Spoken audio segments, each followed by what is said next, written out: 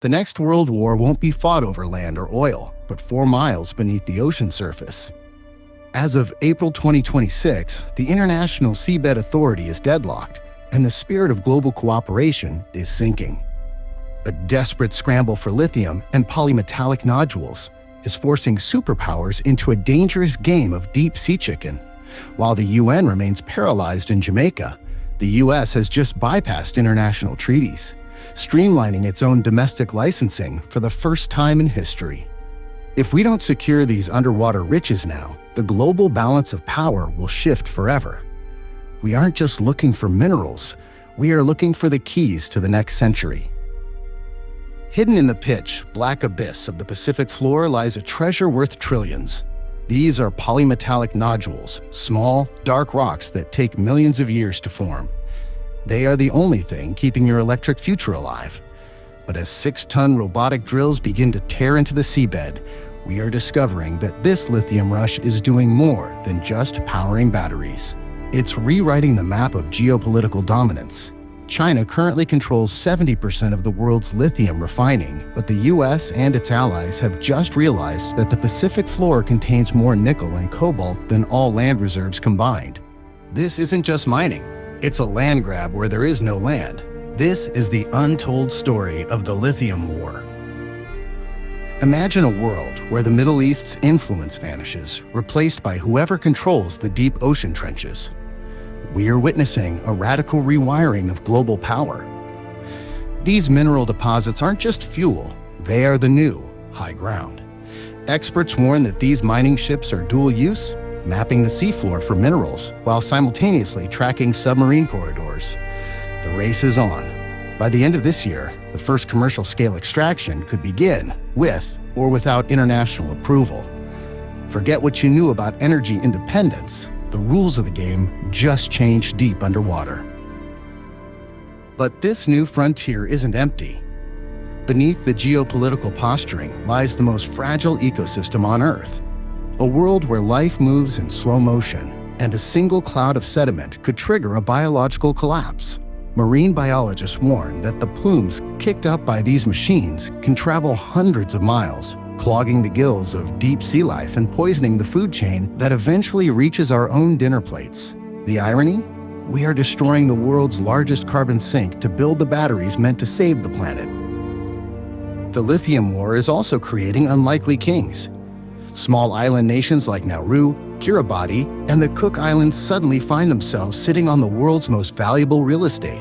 For these nations, threatened by rising sea levels, the choice is brutal: protect the ocean that defines their culture, or mine it to fund their survival. They are no longer just small islands. They are the big ocean states, holding the balance of power between Washington and Beijing. Security experts are calling it the gray zone of the abyss. Because these mining sites are in international waters, they have become magnets for corporate espionage and military shadowing. Under the guise of mineral exploration, nations are deploying sophisticated acoustic sensors and AI-driven submersibles. If you can map the seafloor for cobalt, you can map it to hide a nuclear submarine. The lithium rush isn't just about the batteries in your pocket, it's about the sonar-proof trenches of the deep. The clock is ticking. In 2026, the first commercial permit is expected to be granted. Once that door opens, there is no closing it. We are about to witness the largest industrial project in human history, conducted in a place where no human can breathe. We spent the last century fighting for the dirt beneath our feet. This century, the battle is for the mud beneath the sea. The Lithium War has begun. But where there is a gold rush, there is a black market. As of April 2026, we are seeing the rise of ghost miners, unregulated, private contractors operating in the gaps between national jurisdictions. These shadow players aren't just stealing minerals, they are laundering them into the legitimate supply chain. By the time that lithium reaches a gigantic factory, its origin is scrubbed clean. The Lithium War isn't just being fought by navies, it's being fought by shell companies and hackers hiding behind encrypted ledgers. To the world's superpowers, this is a spreadsheet of assets. To the people of the Blue Frontier, this is a violation of the sacred. Indigenous leaders from across Polynesia are forming a deep-sea resistance, arguing that the seabed is the womb of the ocean. This is the new front line of human rights. It's a clash between an ancient past and a high-tech future. Can we truly claim to be saving the Earth if we are stripping the soul of the sea to do it? But the most critical battle isn't for the rocks themselves. It's for the data infrastructure that controls the mining operations. In April 2026, a sophisticated cyber attack, attributed to a non-state actor, paralyzed the automated control systems of the largest American mining platform in the CCZ. This wasn't just corporate sabotage, it was a demonstration of a new capability. When these platforms go online, they become vital national security nodes. If you can hack the crawler, you can hijack the supply chain. In the deep sea, digital sovereignty is the ultimate weapon.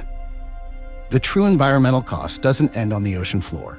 The tailings, the chemical-laden waste sludge from refining the nodules, must go somewhere. While major powers keep their coastlines clean, the processing is often outsourced to developing nations. We are seeing the creation of deep-sea sacrifice zones. This pollution isn't an accident, it's an externality of the green transition. The Lithium War is forcing a devastating trade-off, a cleaner future for some, bought at the cost of immediate ecological disaster for others. As the public UN debates rage on, a new, unofficial Treaty of Shadows is being negotiated. Realizing the potential for unintended escalation, the global superpowers are scrambling to establish unspoken rules of engagement in the abyss. They are dividing the seabed not by nation, but by spheres of acoustic influence. This isn't peace, it's a terrifying new form of stability.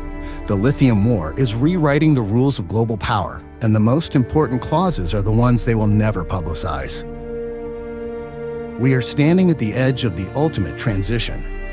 The decisions made this month will dictate the next 500 years of planetary health and political stability. The Lithium War is no longer a potential conflict. It is active. It is deep. And it is rewiring everything we know about power. The only question left is, who will be left standing when the dust and the sediment finally settles? As we dig more on this topic, subscribe to Tech and AI Future and see you in the next one.